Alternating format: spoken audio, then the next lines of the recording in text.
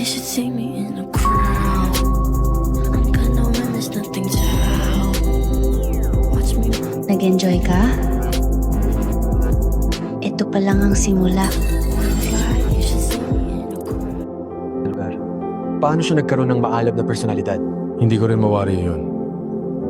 Paano mag-propose sa Xavier City? Paano yun? Johan, tumahimik. Hindi pa ninyo nakikilala ang mga magulang ng isa't isa. Huwag magmadali dalawin sila. Masisira mo lahat. Hindi ba sapat ang paggalang ng pagpo-propose? Sige. Kung ganoon, papabalikin ko ang kapatid kong lalaki. Sakto lang ang katayuan niya sa lipunan. Sapat na ang paggalang. Hello, ang numerong dinayal mo ay kasalukuyang hindi magamit. Hoy! Nasaan kuya ko? Bakit hindi niya sinasagot ang tawag? Nasa meeting siya. Pagsagutin mo siya ng tawag. Oy bro, bumalik agad sa Xavier City. Apurahang bagay. I-propose ka sa akin. Ano? Hello?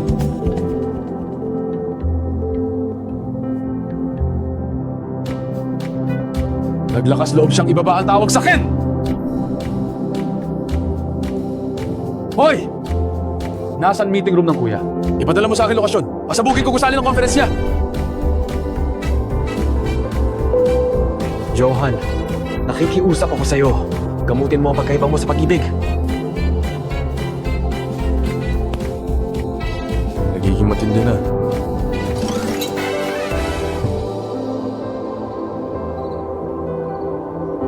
Johan, ang pamilyang elite ng Xander, ang pangalawang anak, may-ari ng lounge. Ikaw pala ang may-ari ng lounge? Paano si Mr. Jacob? Siya ang frontman. Ako ang boss. Kay Xander, pamilya ko. Pangalawa sa ranggo. Pinalitan lahat ng footage sa loob ng 10 minuto. Kahangahangang tauhang may kakayahan. Mamahaling customized na telepono. Nakakatakot na kakayahan. Iyon kaya ang pamilyang dati. Xander, ang kanang dati. Binatang master ng Dark Faction ng Date Clan may brutal na pamamaraan. Sabi nitang nagkudeta, Larry Date, tagapagmana ng Open Faction nagbigay ng madamdaming talumpati kinokondena ang kalupitan ng Dark Faction. Maraming sangay ng dade tumakas. Talaan ng pamilyang dati walang tala ni Johan. Mukhang sangay siya, lubhang walang saysay. Nandun si Jake sa sulok. Siguradong kuya niya.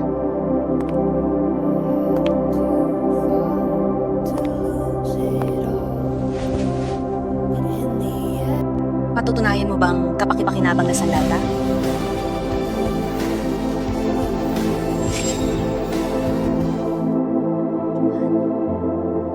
Patunayan mo kapaki-pakinabang na talim. Miriam! Magsabi ka na! Anong meron sa CCTV? Ang tagal mong dinulpi kagabi. Ang bilis mong nakarecover. Lakas ng loob mo magtanong. Hindi na bale. Tatapusin kita bago bumalik si Itay. Ngayon,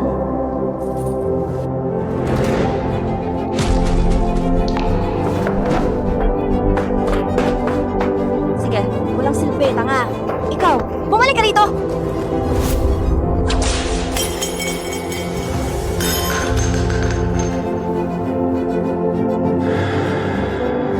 Ginoong White! Binibini, maglakad ka sa labas. Papapasukin ko. Ang pusa mamaya.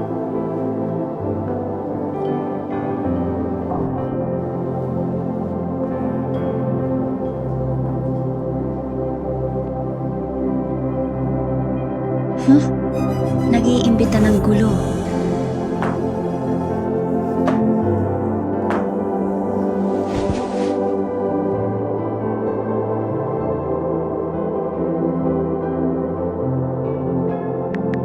Hapunan bukas ng gabi. Johan?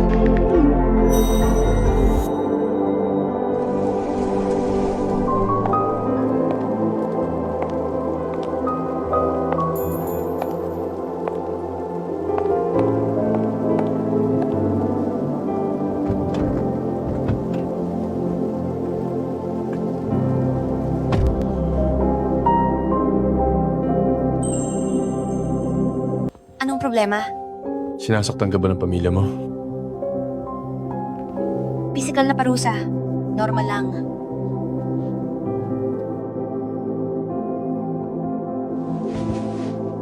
hindi normal ang pisikal na parusa sa 22 ay maituturing bilang normal. Naranasan mo ng mabugbog? Hindi pa.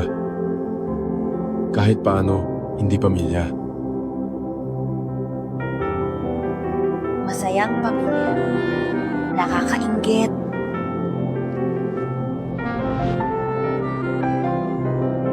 Paano nila nagawang sakta ng mukhang to?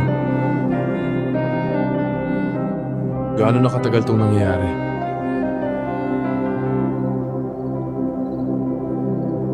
Sampung taon.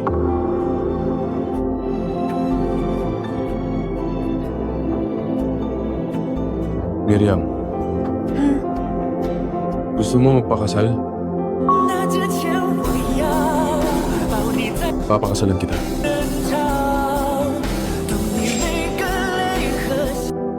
Papakasalan kita. Hindi gumagamit ng parusang pisikal ng pamilya dati. Ang babae ko, walang mangangahas na manakit sa kanya. Kahit ako. Papayag ka ba? Kaya ikaw, nagpo-propose ka ba? Hindi matatag ang angkan ni Dade. Sa kritikal na panahon, dapat maging maingat. Maghintay ng 1 buwan. Kaya mo bang maghintay? Hintay mo ako. Malapit na. 1 buwan. Isa pang buong buwan? Gusto ko ring madaliin. Pero sa ngayon, komplikado. Bukod dito, di natin maihahanda ng maayos ang kasal. Pagkalipas ng 1 buwan, susunduin kita sa Xander. Pangako. Sa loob ng 6 na buwan, makukumpleto natin ang paghahanda sa kasal. Hindi mo pa nga sinuri. Paano mo malalaman?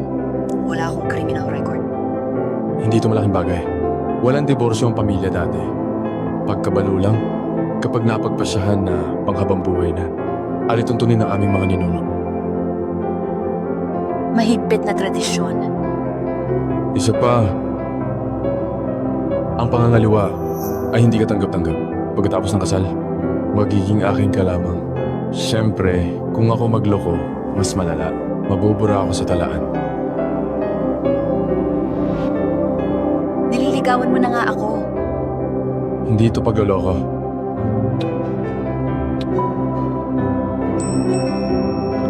Ito ay tamang panliligaw. Anong gusto mong kainin? Kahit ano.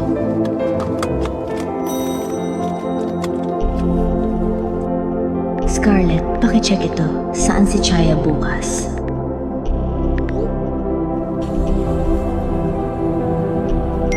Nahanap ko na.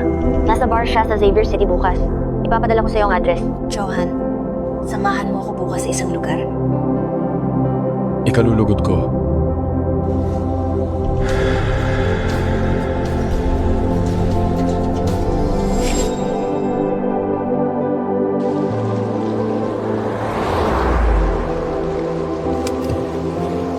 Sandali lang. Bago uminom, kumain ka ng cake. Lagyan mo ng laman ng tiyan. Magaling kang mag-alaga ng iba. Sanay na sanay. Ano? Nagsiselos ka ba? Kung gayon, may pagsaselosan ako. Wala. Walang babae sa paligid ko. Lahat ng karanasan ay galing sa pagmamasid sa mga magulang ko at sa kapatid ko at hipag ko. Palagi silang magkasama araw-araw. Nakikita ko kung paano nila tratuhin ang isa't isa. Tungkol dito, matututuhan mo yan sa huli. Magkasintahan na tayo. Ikaw ang nobyo ko. Pwede mag-request? Oo naman. Pwede mo bang mabasa ang cellphone ni Chaya? Sugat sa paa mo? Siya ba ang may kagagawan? 2 minuto.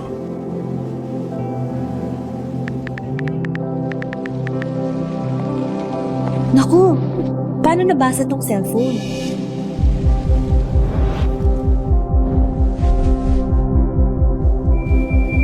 Anong gusto mo?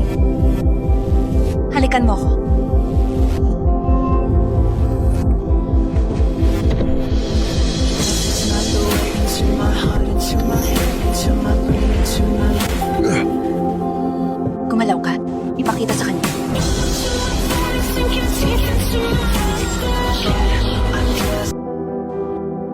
Ayos ka lang ba?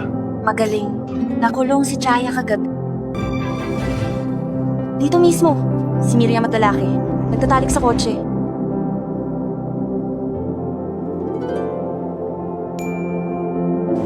Anong ginagawa?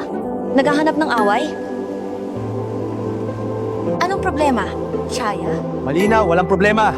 Si Chaya ba ang nagkakalat ng chismis? Si Miss Miriam ay talagang nasa kotse kasama bestie. Hindi ako nagsisinungaling. Nakita ko mismo, kasama ni Miriam ang lalaki. Nagtatalik sa kotse. Chaya, magpatingin ka ng mata o ipasuri ang utak mo. Sinabi mo kanina sa pintuan ng bar, nakakagalit talaga. Sa lounge. Kung tuloy to, masisira si Miriam dahil sa'yo. Tatay, tingnan ng CCTV. Tito, tita, disiplinahin naman ninyo si Chaya. Ang dami ng eksena niya ngayon. Paano kami mamuhay ng normal? Miriam, walang hiya ka, Ikay. Tama na. Scarlett, napahiya kami sa'yo. Gumagabi na. Lizeth, ihatid si Scarlett palabas. Tita, tara na.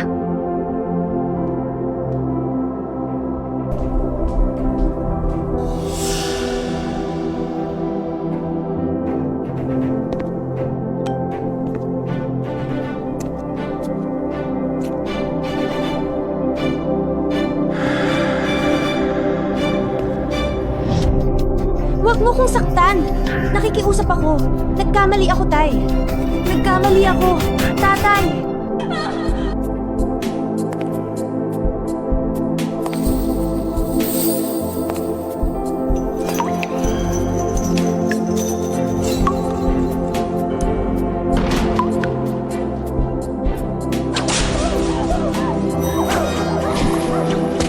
Sige lang, sumigaw ka. Walang kwenta.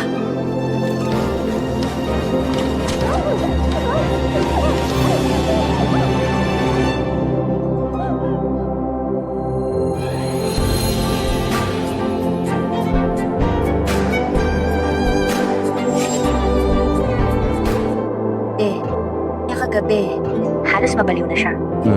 Nakakamangha yan. Paano naman ako? Maganda ba yun? Ano? Sa kotse. Hindi mo talaga napansin? Ilang oras na. Sunduin na kita ngayon. Baliw ka ba? Ikaw ang nagsimula ng gulo. Ano ba yung galaw mo? Sinindihan mo ang apoy. Pero hindi mo papatayin. Gamitin ang pagpipigil mo. May nobya ako. Bakit ko kailangan ng pagpipigil sa sarili? Pasensya na. Tumatawa ka ba? Johan, ang pagsasagawa mo, ang pinakamahusay na nakita ko. Walang tanong. Malinis at desidido. Kalimutan mo na yan. Papatawarin kita ngayon. Sugat ka pa. Magpahinga ka. Magandang gabi.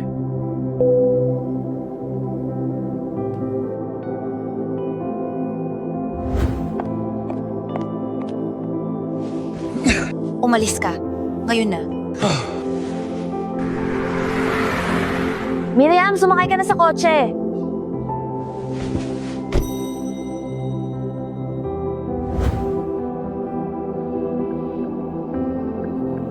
Pisikal na parusa. Sinasaktan ka ng pamilya mo. Physical na parusa. Talagang normal. Kumain ka sa bar. Johan, sasama ka ba sa akin bukas? Hayaan mong makita niya. Galaw ka. Hayaan mong makita niya.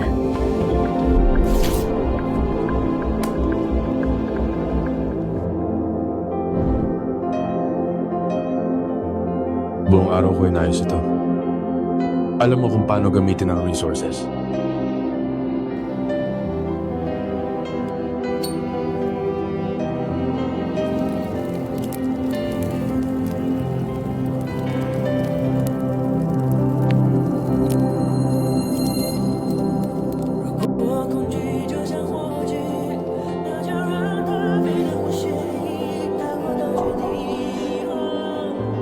Hindi mo inaasahan. Gusto kitang pakasalan.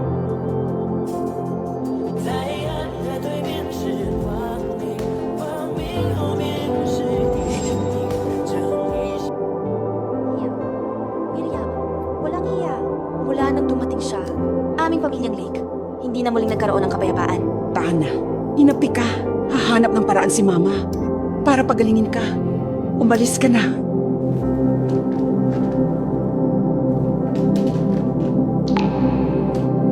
Tita,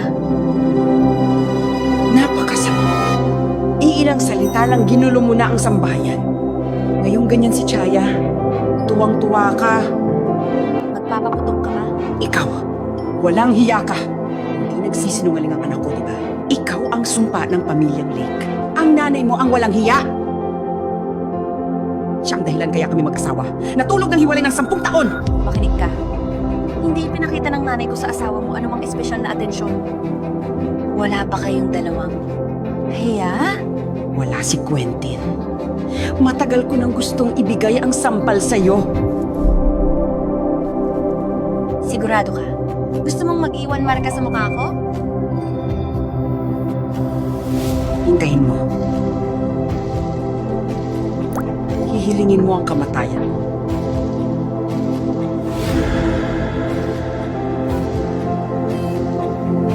Lalapastanganin ko ang puntod ng nanay mo.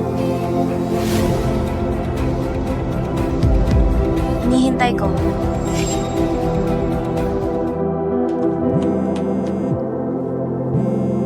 Miriam, lumabas at maglaro. Sabihin ko sa'yo, nakita ko to. Sobrang kawili-wiling lugar ngayon. Hindi. Kailangan kong gumuhit. Busy ako nitong mga araw. Nagdo-drawing? Nag-aaral ako para sa GAT exams. Kahit nag-apply ako ng deferment. May takdang aralin akong ipapasa.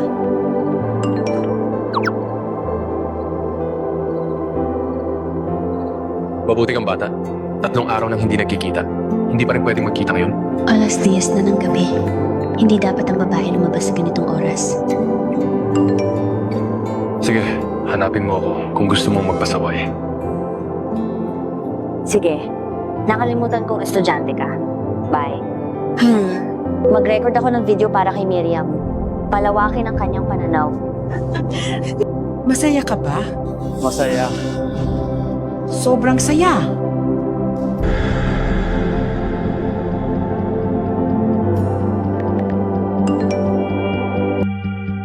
Kaya pala iniwan nila ako sa katabing club. Nagpapakasaya sila ng malaswa rito. Hindi ba si Liz at Ian? Siya. Nga. Hindi ako nagkamali. Nasaan ka? Sasama rin ako. Gusto mong sumama? Yung boyfriend mo magagalit ba? Magagalit siya. Baliwalain ko na lang. Mas importante ang iba. Susunduin kita.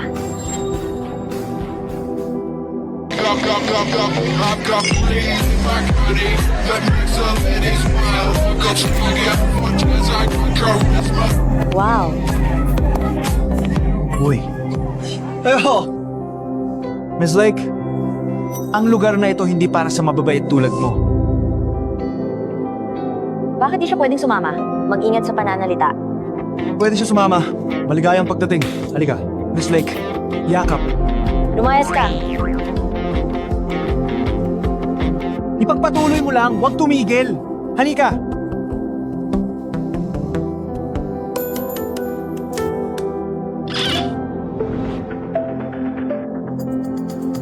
Mula rito makikita ang kotse ni Lizeth. Miriam? Anong ginagawa mo? Wala. Halika. Papasukin ng mga tao.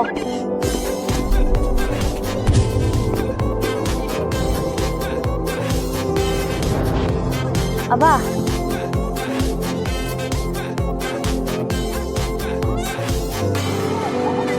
Miss Lake, hindi na kita kayang takpan ngayon.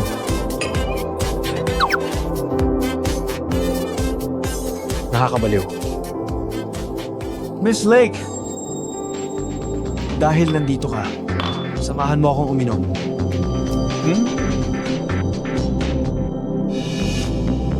Mr. Howell, hayaan mo akong uminom kasama mo. Mr. Howell, tatapusin ko ang akin. Miss Lake, Magaling kang gamitin ng mga tao. Ganyan ang tama. sige. Inumin mo to. Uminom ka! ubusin lahat, okay?